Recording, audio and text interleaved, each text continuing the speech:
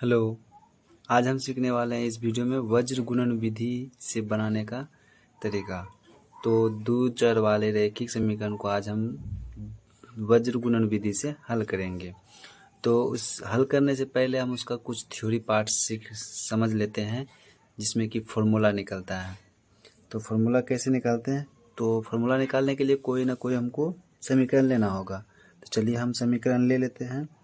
a1x जोड़ b1y जोड़ c1 equal to कितना? 0। उसके बाद हम ले लेते हैं a2x जोड़ b2y जोड़ c2 बराबर 0। ये हो गया हमारा पहला समीकरण, समीकरण 1। ये हो गया दूसरा, समीकरण 2। तो इसके लिए फार्मूला कैसे निकालते हैं? तो फार्मूला निकालने के लिए आसान तरीका है। चलिए यहाँ पे लिख लेते हैं हमको x, और यहाँ पे y, और यहाँ पे 1। तो x लिख लिए, y लिख लिए और 1 लिख लिए। इसके नीचे में लाइन दे देता है और बराबर देते हैं इसके बीच बीच में। हो गया, इतना तक कर सकते हैं। उसके आगे चलिए देखते हैं x के नीचे में क्या लिखते हैं। तो x के नीचे में अगर हमको x के नीचे वाला लिखना है तो इस x वाले का मीटर जो है इसको हमको ढक देना पड़ेगा। चलिए हम ढक देते हैं। चलिए देखिए अभी हम ढक दिए हैं। x के नीचे में लिखना है तो हम x वाले मीटर को ढक दिए हैं। तो अब लिखेंगे क्या आखिर? तो इसमें जो है b1 इंटू c2 करना पड़ेगा। इसको कोणीय गुना करना पड़ता है, b1 इंटू c2। तो b1 इंटू c2। अब यहाँ पे क्या आता है? यहाँ पे आता है माइनस का चिन्ह, minus b2 into c1, b2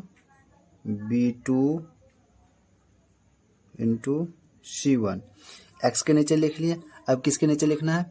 y के नीचे लिखना है। अगर हमको y के नीचे लिखना है तो हमको y वाले टर्म को क्या होगा? ढक देना पड़ेगा। चलिए इसको हम ढक देते हैं। y वाले को हम क्या किए हैं? ढक दिए हैं। अब क्या करेंगे? x वाले को गुना करेंगे a से। तो हमेशा पहले समीकरण 1 से गुना करते हैं समीकरण 2 में। तो c1 into a2, c1 into a2, फिर माइनस लगेगा। उसके बाद c2 into a1, c2 into a1। तो इस दोनों के बीच में क्या चीज़ का चिन्ह है? गुना का चिन्ह है। तो चलिए अब कांस्टेंट मतलब एक जो है, एक के नीचे में लिखना है तो हम क्या करें? जिसमें एक्स वाई कुछ भी नहीं लगा हुआ है उसके नीचे वाला, जिसमें एक्स वाई नहीं लगा हुआ है उसको हम ढक देंगे। उसके बाद क्या करेंगे? एक्स वाले टर्म से और वाई वाले टर्म से गुना करेंगे। तो एक्स वाले टर्म से गुना करेंगे तो a1 into b2, a1 into b2, यहाँ पे माइनस लगेगा। उसके बाद a2 into b1, a2 into b1। ये हो गया हमारा फॉर्मूला। इसी फॉर्मूले के आधारित हम जितने भी वज्र गुणन का हिसाब होता है, सारा का सारा हिसाब हम इसी फॉर्मूले पे बनाएंगे, वज्र गुणन विधि। चलिए इसको हटा देते हैं। ये हो गया हमारा फॉर्मूला तैयार। तो चलिए इस पे हम कुछ न कुछ एग्जाम्पल देख लेते हैं। एक एग्जाम्पल चलिए इस पे हो जाए। तो एग्जाम्पल हम लेते हैं 2x जोड़ y बराबर 5। उसके बाद और एक एग्जाम्पल और एक समीकरण है 3x जोड़ 2y बराबर 8। समीकरण 1 लिख लिए, समीकरण 2 लिख लिए। लेकिन वज्र गुणन विधि बनाने से पहले हमको देखना पड़ेगा कि समीकरण कैसे है। तो समीकरण में देख रहे हैं कि एक्स वाई जो है बराबर के एक साइड है और जिसमें एक्स वाई नहीं लगा हुआ है वो एक साइड है। तो इसमें वज्र गुणन विधि बनाने में होता क्या है कि सबको न, जितना भी टर्म है मेरे में दोनों समीकरण में, सबको एक साइड लाना पड़ता है। तो एक साइड लाने के लिए हमको क्या करना पड़ेगा? अगर इधर प्लस में है तो इधर बायां साइड आके क्या चीज़ में हो जाएगा? माइनस में। ये भी 8 देख रहे हैं हम प्लस में है, इधर आके क्या चीज़ में हो जाएगा? माइनस में। चलिए हम पहले कर लेते हैं। तो 2x जोड़ y माइनस 5 बराबर 0 कर दिए इसको। फिर उसी तरह से समीकरण 2 में करेंगे। तो 3x जोड़ 2y माइनस 8 बराबर 0। अब इसको मान लीजिए समीकरण 1, समीकरण 2। देखिए दोनों समीकरण में हम कांस्टेंट को हम क्या किए, एक साइड कर लिए हैं। उसके बाद इसको हल करेंगे। तो हल करेंगे कैसे, तो ये फार्मूला हमको याद होना चाहिए। याद तो अभी है ना, अगर हमको याद नहीं भी रहता है ना, तो हम क्या करते हैं, यहाँ से हमको गुना करने का तरीका पता है। जिस तरीका से भी आपको बताया उसी तरीका से गुना कर करके भी निकाल सकते हैं। या तो फार्मूला लिख के कर सकते हैं या फिर गुना करके निकाल सकते हैं। आपको जैसा बेहतर लगे वैसे कर सकते हैं। तो चलिए अभी फिलहाल हम फार्मूला देख के फार्मूले पे ही बैठा के निकाल देते हैं इसका आंसर। तो चलिए नीचे लिखते हैं फार्मूला। चलिए लिखते हैं फार्मूला। फार्मूला है मेरा x बटे b1c2 माइनस b2c1। ये हो गया मेरा x के नीचे या तो ये था तो ये लिख लिए, फिर बराबर था, फिर y बटे c1a2 माइनस c2a1। ये था मेरा y के नीचे, और एक के नीचे था a1 b2 minus a2 b1। ये फार्मूला था, फार्मूला लिख लिए हैं। अब करना कुछ नहीं है, इसके नीचे जो है हम लिखेंगे, जहाँ पे जो टर्म मांगेगा वहाँ पे वो टर्म देंगे। जैसे x है तो x दे देंगे, x के नीचे b1 मांग रहा है, तो b1 के स्थान पे मेरा क्या है, 1 है, तो 1 गुना c2 के स्थान पे क्या है, तो c2 के स्थान पे है -8, तो यहाँ पे हो जाएगा -8, ब्रैकेट डाल दीजिए। ये है माइनस, फार्मूला का माइनस है, तो फार्मूला का माइनस। फिर b2 के स्थान पे है 2, तो 2 हो जाएगा, फिर गुना।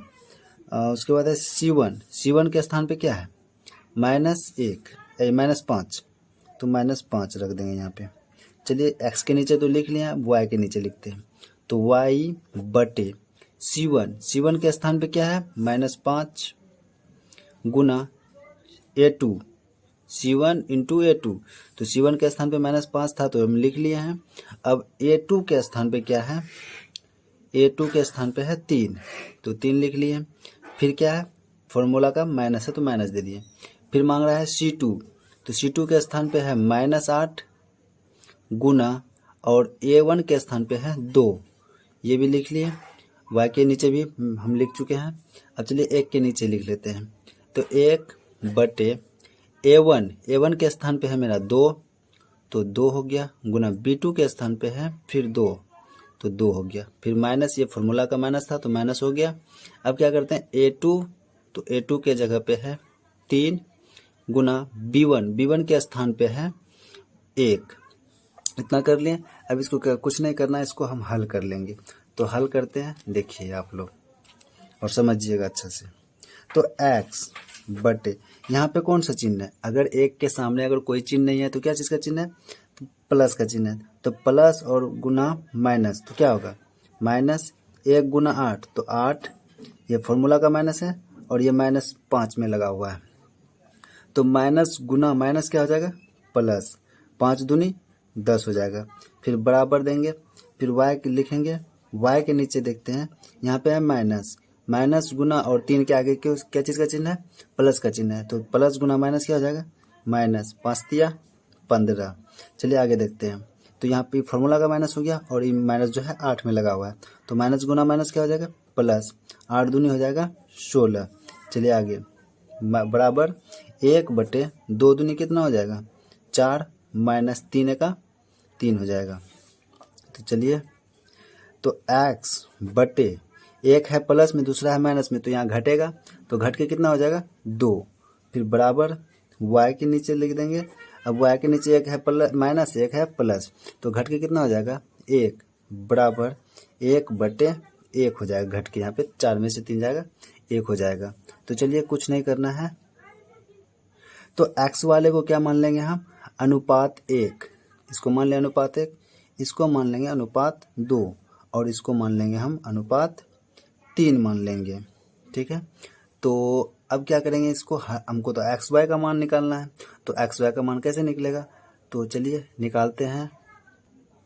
तो चलिए यहाँ पे लिख लेते हैं हम अनुपात, क्या लिखेंगे, अनुपात 1 तथा 3 से, अनुपात 1 और तथा 3 से निकालेंगे। तो अनुपात 1 में मेरा दिया हुआ था x/2 बराबर अनुपात 3 में दिया हुआ मेरा 1/1। आप लोग तो 8 क्लास में पढ़े होंगे, 8, 6, 7 इसमें तो पढ़े होंगे कोनिया गुना करने के लिए, इसको कोना कोनी कहते हैं, क्रॉस मल्टीप्लिकेशन। तो यहाँ पे चलिए गुना करते हैं। x गुना करेंगे 1 से तो x होगा और 2 गुना 1 करेंगे तो 2। तो देखिए मेरा x का मान आ चुका है। उसी तरह से हम निकाल लेते हैं यहाँ पे अनुपात 2 तथा 3 से सॉरी यहाँ पे भी 3 होता, ऐसे होता। तो अनुपात 2 तथा 3 से करते हैं। तो अनुपात 2 में दिया हुआ था मेरा y/1 बराबर 1/1। तो चलिए यहाँ पे भी हम क्रॉस मल्टीप्लिकेशन करते हैं। तो y गुना 1 हो जाएगा मेरा y और 1 गुना 1 हो जाएगा 1। तो देखिए फाइनली मेरा x और y का मान आ चुका है। चलिए इसको हम फाइनली करके लिख देते हैं। चलिए फाइनली FANILLY फाइनली x बराबर 2 y बराबर 1 आ गया। पिछले वीडियो में हमने एक ही समीकरण को विलोपन विधि और प्रतिस्थापन विधि से बनाने का तरीका बताए थे। जिस तरीका से अभी हम वज्रगुणन विधि बताए हैं उसी तरीका से विलोपन विधि और प्रतिस्थापन विधि का भी वीडियो बना के हम डाले हैं। अगर आप लोग नहीं देखे हैं तो जाके प्लीज़ देखें ज़रूर